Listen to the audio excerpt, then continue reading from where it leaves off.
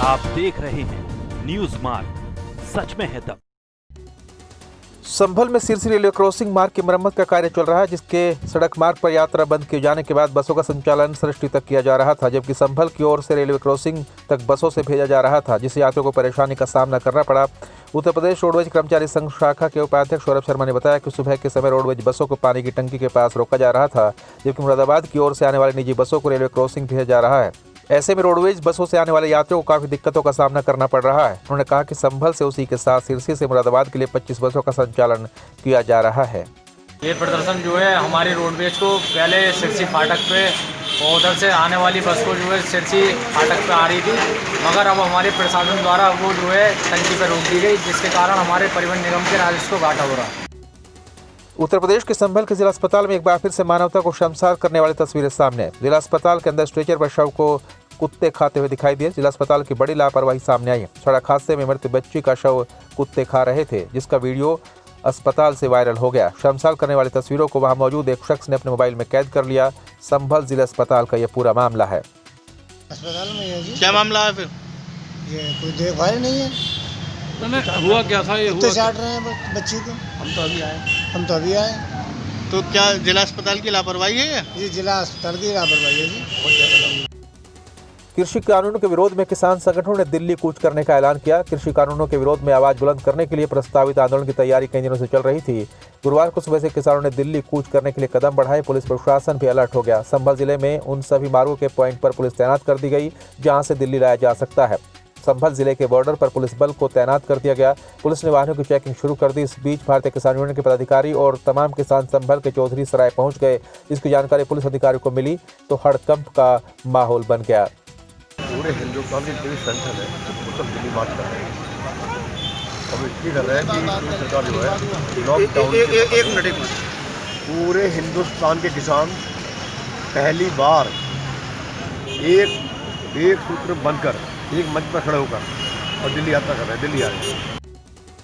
मिर्जापुर जिले के विभिन्न थाना क्षेत्रों में ट्रैक्टर चोरी करने वाले लालू यादव और मुलायम यादव गैंग का पर्दाफाश किया और साथ ही 4 लोगों को गिरफ्तार किया गया। उनके कब्जे से 1 करोड़ के कीमते के 12 ट्रैक्टर, 60 ट्रॉली, 1 रोटावेटर और 1 जनरेटर कटरा कोतवाली और पुलिस मंत्री ने संयुक्त अभियान में बरामद किया है।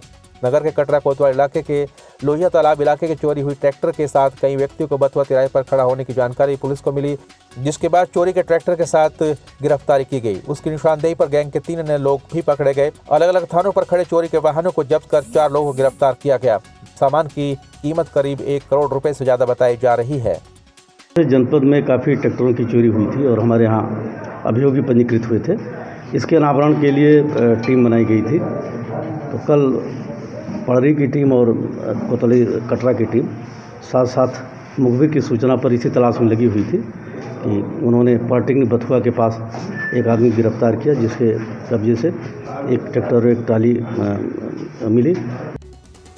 कानपुर देहात में उस समय मिलावटी डीजल बनाने का खेल और रैकेट का खुलासा हो जब एसडीएम अकबरपुर, एसओजी और पूर्त विभाग ने एक बंद पड़ी फैक्ट्री में डीएम के आदेश के बाद छापा मारा। छापेमारी के दौरान भारी मात्रा में मिलावटी डीजल और केमिकल से भरे ड्रम बरामद किए। साथ ही मिलावटी डीजल तैयार करने के उपकरण भी बरामद किए गए।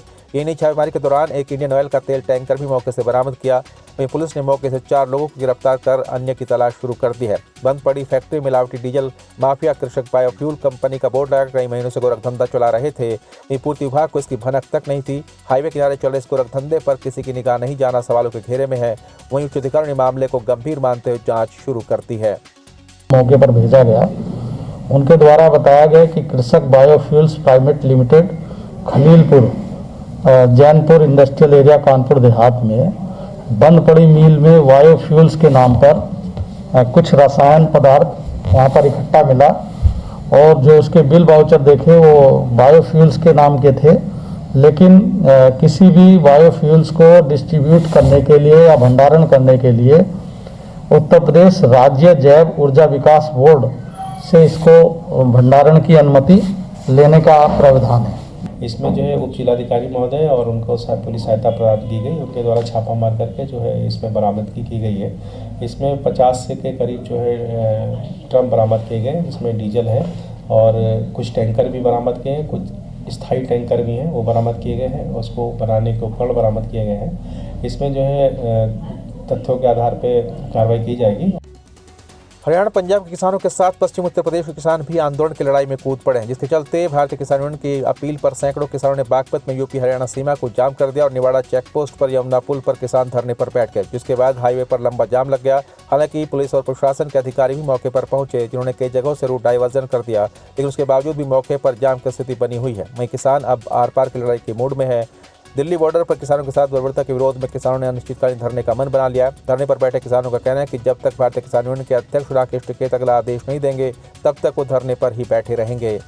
बागपत के निवाड़ा चौकी, जो कि हरियाणा उत्तर प्रदेश का बॉर्डर भी है, यहाँ पर आज भारतीय किसान यूनियन द्वारा चक्का जाम करने का आह्वान किया गया है। इस संबंध में यहाँ पर मौके पर मजिस्ट्रेट और पुलिस बल लगाया गया है। यहाँ पर पूरे पुलिस बल की ब्रीफिंग की गई है। किसी प्रकार की अप्रिय स्थिति उत्पन्न नहीं होनी चाहिए। किसान नेताओं से भी लगातार संपर्क में है कि यदि वह इस चक्का जाम करते हैं तो कहीं पर कोई अन्य घटना ना हो और ये जल्दी खुलवाई जा सके। हापुड़ में कृषि संशोधन बिल को लेकर पंजाब से किसानों का दिल्ली कूच को लेकर चल रहे हंगामे के बीच हापुड़ विभाग ने दिल्ली से लखनऊ को जोड़ने वाले नेशनल हाईवे 9 को जाम कर दिया। सड़क पर बैठकर लगाए नारे, किसान नेशनल हाईवे पर धरने पर बैठ गए। थाना देहात के नेशनल हाईवे 9 का ये पूरा मामला है। तरारपुर पुल के नीचे भीषण जाम लग गया, जहां लोगों को काफी परेशानी का सामना करना पड़ा। धान जो 4500 रुपए बिकता था 1500-1600 क्यों बिका? गेहूं जो 1900 बिकता था 1500 क्यों आ गया? बाजरा जो है जो 1700 बिकता था 1000 क्यों आ गया? ये कानून जो है हमारे जो है खिलाफ है, क्योंकि जो है अभी मक्का, मेरे एसपी से बात हुई थी, यहीं के एसपी साहब से बात हुई थी, उनका फोन आया था बिहार से, कहने लगा जी मक्का बेच दे, कि क्या भाव बिक रही है? कि बिक रही है 1000, किला भैया बेच दो, अब 1700 ना बिके। प्रदेश में भारतीय किसान यूनियन के कार्यकर्ता दिल्ली से किसानों के प्रदर्शन को लेकर सड़कों पर उतर आए, जिसकी वजह से भाकियों के सैकड़ों कार्यकर्ता मेरठ करनाल हाईवे पर धरने पर बैठ गए। वहीं किसानों की मांग की सरकार तीनों काले अध्यादेशों को वापस ले और दिल्ली में किसानों को जाने से न रोका जाए, क्योंकि दिल्ली किसी के बाप की नहीं है। दिल्ली देश की राजधानी है, जिसमें हर किसान और नागरिक को जाने का अधिकार है। अगर किसानों को दिल्ली जाने से रोका गया तो उसका परिणाम ठीक नहीं होगा, क्योंकि देश का किसान सड़कों पर उतर आया। अभी तक धरना दिया जा रहा था। अगर हाईकमान का आदेश हुआ तो शामली का किसान हरियाणा के किसानों के लिए दिल्ली में भी कूच करेगा। 3 काले कानून किसानों के खिलाफ बुलाए, उन्हें वापस लेने को, और जो हरियाणा पंजाब के किसान दिल्ली जाना चाह रहे थे, दिल्ली किसी के बाप की नहीं, दिल्ली देश की राजधानी, हर किसान को, हर नागरिक को दिल्ली जाने का अधिकार है। अगर तानाशाही करेगी सरकार तो उसके विरोध में सारे देश का किसान आज सड़कों पे है और अनिश्चितकालीन चक्का जाम होगा। किसान बिल को लेकर इस समय पूरे देश के किसान आंदोलन पर उतर आए हैं। कहीं सड़क जाम की जा रही है तो कहीं किसान हल्ला बोल प्रदर्शन कर रहे हैं। कानपुर देहात में भी किसान यूनियन के पदाधिकारियों किसानों ने कलेक्टर से लेकर नेशनल हाईवे तक पदयात्रा निकाली।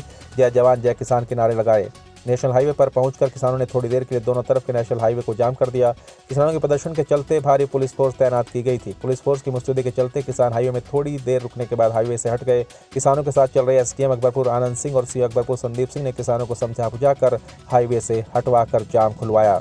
वहीं एसडीएम अकबरपुर आनंद सिंह ने बताया कि किसानों के द्वारा हाईवे में जाम लगाने की कोशिश की गई थी, समझा बुझाकर जाम खुलवा दिया गया है। किसान यूनियन के पदाधिकारियों की तरफ से ज्ञापन भी दिया गया है।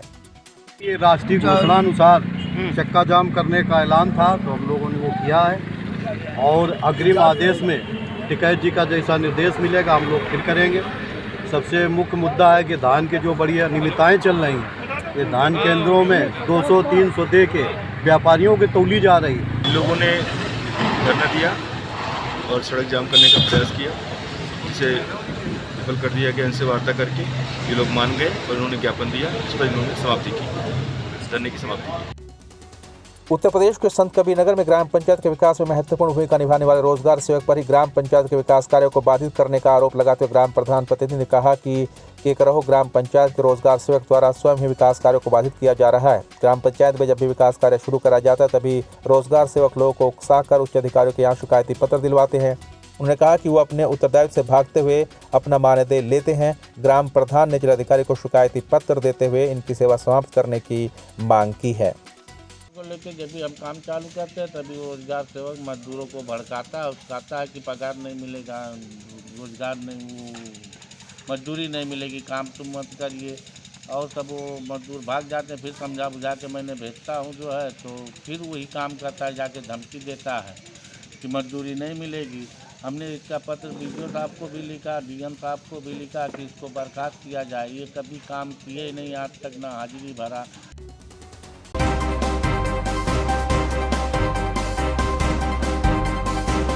आप देख रहे हैं न्यूज मार्ग, सच में है दम।